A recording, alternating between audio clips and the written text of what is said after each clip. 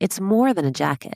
It's the calling to get out there and explore. It's the comfort of knowing the elements won't stand in your way. When we moved back to the Northeast from Miami, we had to refamiliarize ourselves with winter. And the kids, the way their eyes light up when it snows, well, there's nothing better. I want to be bundled up and making those memories with them, not complaining about the cold. North Face jackets are highly insulated, meaning they are very warm. They are breathable, so you don't get sweaty in them. And they are very durable, great for any activity. And while I may be wearing mine doing a light hike through the hills of New Jersey, I appreciate that these jackets are tested by some of the most elite athletes in the most extreme conditions before North Face ever rolls them out. Because here's the thing, staying warm and dry allows you to make more memories outside this season. Find your next fleece, parka, or winter jacket in-store or at thenorthface.com. When you're wearing the North Face, it's more than a jacket.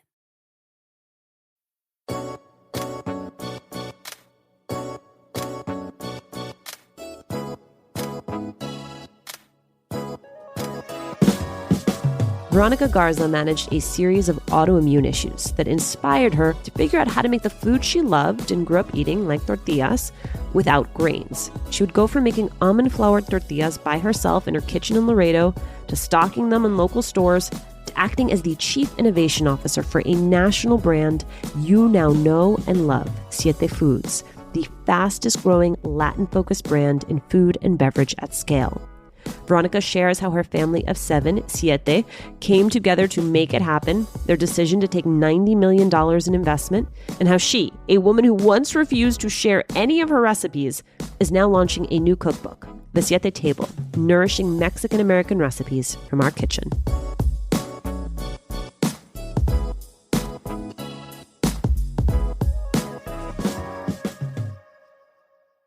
Veronica, thank you so much for doing this. Thank you for having me. You grew up, you're a healthy kid growing up. It's really not until your late teens that all of a sudden you start experiencing some health issues. How did they first show up? Yeah, I feel like I was so healthy growing up. And then, I was in cheerleading from like 4th grade to my senior year of high school. So Texas. There wasn't really another option, especially since I was sort of following my sister's lead. So she did cheerleading. That was for me. Getting bruises and stuff was normal because you would get hit when you were doing, these stunts or performances. But I started noticing some really dark and very large bruises my senior year of high school. And they were taking really long time to heal. And it turned out that I had an autoimmune condition. We talk a lot on this program very often for people. A health scare is a major pivot point in their own lives. Those pivot points tend to come a little later. It's a health scare in your late 20s, in your 30s, in your 40s that all of a sudden sends you down this entirely different life path. To have that type of health scare at 17, when you feel like your life is just beginning, has to be a different situation altogether. Yeah. I don't know if I was mature enough at that point to really understand what that meant. I kind of ignored it. I took the medicine mostly. I would sometimes get tired of it and decide, you know what, I'm not going to take my medicine anymore. I feel fine. And then I would go back to the doctor months later and they'd scold me. I couldn't comprehend that this was something that was going to affect me for the rest of my life, potentially. It also helps explain why your family then is quietly conspiring to be as supportive and helpful as possible. And one of the many things that they sort of come to in that process is this idea of eating paleo or a grain-free lifestyle. Yeah. I think back on how my family did that for me, but also we had just, as a family, decided that we were going to go on this health journey together. But it was obvious in my family that everybody potentially had some sort of issue with gluten and maybe grains. Take me back then to making your first tortillas without grain. How did that idea come to you? And how many times did you have to get it wrong before you got it right? I mean, it was really just necessity, problem solving. I wanted to create something that would allow me to continue to enjoy the foods that I loved, not just for me, but my family as well. You know, when we would have carne asadas with my family, we'd make fajitas and, I'd have to put them in a piece of lettuce or just eat them with a fork and knife. It just didn't feel the same.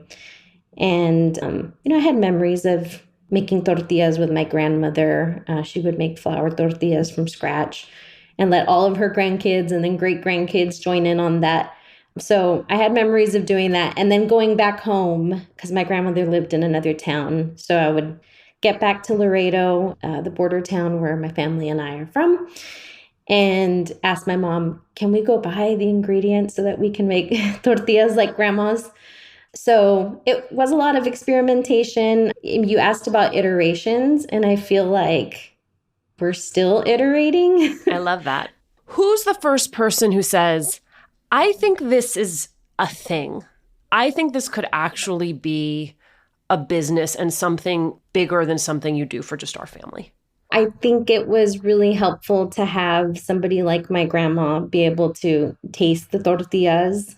While she didn't say like, hey, this is something you should definitely turn into a business, just her saying, these taste really good and they're better than mine, I think was sort of the blessing that we needed to go ahead and move forward with the business that we were already thinking about. I mean, I feel like pretty early on, I was already thinking this is special, to where people would ask me for the recipe and I never told a soul except my mom who would help me make them.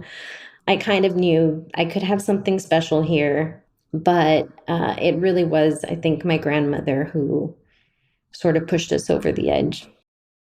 Hi, everybody. Juleka here. I want to tell you about one of the coolest current events podcasts out here, The Brown Girl's Guide to Politics, hosted by Ashanti Golar. The Brown Girl's Guide to Politics is the audio destination for women like you and I who want to hear and talk about politics, the headlines, and beyond. This season, Ashanti talks to incredible women of color who are tackling the most urgent issues like reproductive justice, voting rights, and climate change. Subscribe and listen every Tuesday wherever you get your podcasts. There's a bold move that you and your brother make in order to really do this, to have proof of concept. You've got to get it into a storefront, right? You're not going to build a business just like dishing these out to friends and family. One, what was the business called at that point? I wouldn't even say we were a brand at that point. We were a product. And we called ourselves Must Be Nutty. And it wasn't B like B-E to B. It was just the letter B, like a middle initial. Although everybody in my family was sort of part of it, helpful, was my parents and my brother and myself that were actively working on like starting the business. And between us, we have 2 law degrees, a master's degree in counseling psychology, and an MBA for myself. So we joked that, it was the perfect name for a brand because we must be nutty to go into a kitchen and hand press tortillas. So I was living in Laredo, Texas at the time, and my brother was living in Austin after he had graduated from law school. So he was aware of this grocery store called Wheatsville Co-op that sold lots of natural foods. So we decided we are going to start very small. And I made a pack of tortillas and I drove them up to Austin in a little tortilla warmer. And we literally just walked in on the day that we knew that the buyer was going to be there. So he tried them and immediately, and without asking any questions, he's like, how quickly can you have them ready for shelf? And it was a bold move of us because we didn't have anything but a recipe at that time. We didn't have a business plan. I mean, not that you need one. I really don't think you need a business plan to start a business. I think that sets people back. That's a very provocative thing to say. I do. I think people should just do it and you kind of figure out your business plan along the way. But if you let that hold you back, most people don't know how to write a business plan. Even I had an MBA. And thinking about that was so daunting to me. And you can't figure out all of those things until you're kind of in it. That is a big part of the story, is the fact that at each step, y'all are just like, we'll just figure out the next step, right? Because the next step there becomes, you can't make this many tortillas in your personal kitchen, nor would you be allowed to. So you actually have to find not just any kitchen, but a gluten-free kitchen in order to do this. What I want to highlight here is you do this with tremendous personal sacrifice. And I'm not sure that that is how you saw it at the time or how you would even describe it now, but you basically crash with your brother all the time so that you can be close to this kitchen and making tortillas. And like, was your thinking at that time, like, I'm just going to get through a few weeks. I'm just going to get through a few minutes. What was driving you to be a grown woman who, as I imagine it, was sleeping on your brother's couch? You know, even after the first time we put a couple of cases on the shelf, and one day we were informed that all of the tortillas had sold out.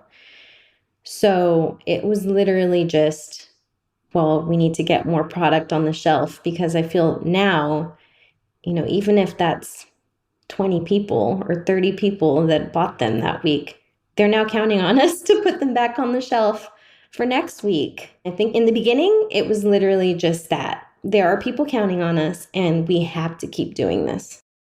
You go through this accelerator program that I think provides a lot of scaffolding for what the business will become.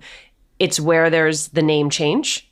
And it is where you are forced to articulate, what are we as a brand for? And what are we as a brand against? I wonder what you saw as the greatest value of that experience. It opened up my eyes to a lot of things. Just that exercise that we literally sat down and did. We, you know, had a whiteboard and we had 2 columns, and my family and I sat down. Actually, I think we were doing this once around the dinner table and once in a boardroom at the accelerator program. It wasn't like a one-day thing. We realized when we put everything on paper, we're like, you know, this brand name that we've been going by for the past year plus just doesn't really tell the story that we want to tell. And we realized in that process just how important family was to us. And that's where we decided we would become Siete. We decided on a logo. It's a heron, which is Garza, my family's last name.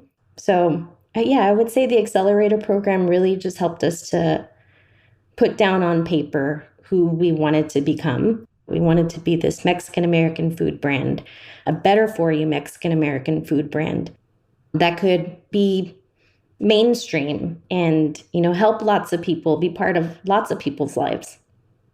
We've talked with a lot of entrepreneurs about getting products into spaces. I think you are the first guest we've ever had who's worked in the consumable category, which is really different than shelf space for a beauty product, a cosmetic product, a hair product. And for you, the sort of the big whale is Whole Foods. I mean, getting into Whole Foods, you know, will be the thing that just catapults you to the next level. And getting into Whole Foods, to your point about planning, really more than anything required a tremendous amount of luck. It did. Especially in our case, I feel like we were trying. We had reached out to, at that time, they worked with these local foragers who would pick up products for your region. So we had reached out to that person. My brother had even, basically the same way we did it at Wheatsville. He took a little plastic baggie and left it for the local forager, I think with a little note to, you know, reach out to him if she had any questions. And that didn't work. Which I think is important, because I don't want every Latina listening to this who has a consumable idea to be so inspired by the initial success that they imagine that if they just show up with a jar of their salsa verde to a local store that it's going to take off. It works one time. It doesn't work the next time. Yeah, sometimes there is a lot of luck, like in our case, where eventually we did get into Whole Foods, and it just so happened that there was a woman who was purchasing our tortillas on a regular basis from Wheatsville, and she was friends with John Mackey, the CEO of Whole Foods. So one day we get a message from this woman, an email saying, hey, I was with John Mackey this weekend and I was telling him about your tortillas and asking him why they don't carry them at Whole Foods. And his response was, okay, we'll carry them at Whole Foods. I want to fast forward to 2019. You decide to take a $90 million minority investment from Stripes Group to fund the company's growth.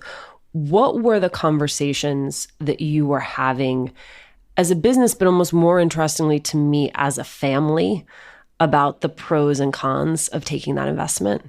I mean, my family, especially my parents, are pretty risk averse. So it was difficult, but there definitely were conversations where we all asked each other, is this something that we want to do? I think it was really important for us, like who we would work with to do something like this. We weren't just going to take money from anybody. We wanted to make sure that these were people whose values were aligned with ours, who believed in our mission. You know, we would chat with some other investors and kind of tell them, hey, we have this goal. I think one day we could be, as Siete, we could be this billion-dollar brand. And they'd kind of pull us back and be like, well, you know, I'm not sure about that. Why don't you guys just focus on this one thing, like just tortillas or just chips? They didn't really see what we were trying to do. And the investors that we finally decided to work with, Stripes Group, when we told them that, they were like, yes, like we see it, we believe it, and we want to be part of that too. I think there's such a powerful lesson in there because like not all of us will have this conversation with an investor, but even just having this conversation with an employer where they see the possibility in you that you see in yourself is such a game changer rather than taking an opportunity that is slightly misaligned, right? We're like, I'm shooting for the moon. And they're like, just like dabble down over here. You'll be fine. And you're like, no, I really think I could do this. It takes that. I want to loop back to something we talked about at the beginning, which was you as a leader and having now been with this business for years. In what ways has it forced you to change and to grow? What are you good at doing now that you weren't good at doing when you started? I've learned I've had to speak up and let people hear my voice. I feel like in the beginning, I was very hesitant to do that. And it's probably something that I'm still working on, but I am better at it. I have a voice that I want people to hear. And that's hard for me sometimes to do, but it is a desire that I have. And I feel like I'm getting better at that, speaking up when I need to speak up. And listening to my gut, I feel like, is probably a big part of it. I have good gut instincts, whether that be about product that we want to launch or, you know, people that we want to bring into our family, our team. I've learned to pay more attention to them so that I can actually act on things more quickly and not hesitate. Here's my final question to you, Veronica, which is, how do you go from being a person who is nervous about giving even your mom your tortilla recipe to creating an entire cookbook? Mm-hmm. I am still nervous. So we have nervous but excited. We have a cookbook that is authored by me and my family, but put together with the help of a huge Siete team that is coming out October 18th. I'm very nervous for this to get into people's hands, and I'm always hopeful that people will love it as much as I do. I'm very excited because I feel like it's something that can be for everybody. There are so many options that I feel that we're going to provide to people that, you know, they can go and share these delicious dishes with their friends and family. So many of these recipes are just things that my family and I would eat when we were growing up, or recipes that my grandma would make, and obviously not the exact same thing, but sort of inspired by. So there's so much nostalgia in it, and I'm so excited for people to try it. I am so excited to try it. Veronica, thank you so much for doing this. Thank you.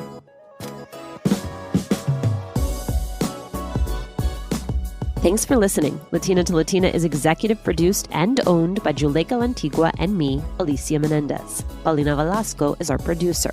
Florence Burrow Adams mixed this episode.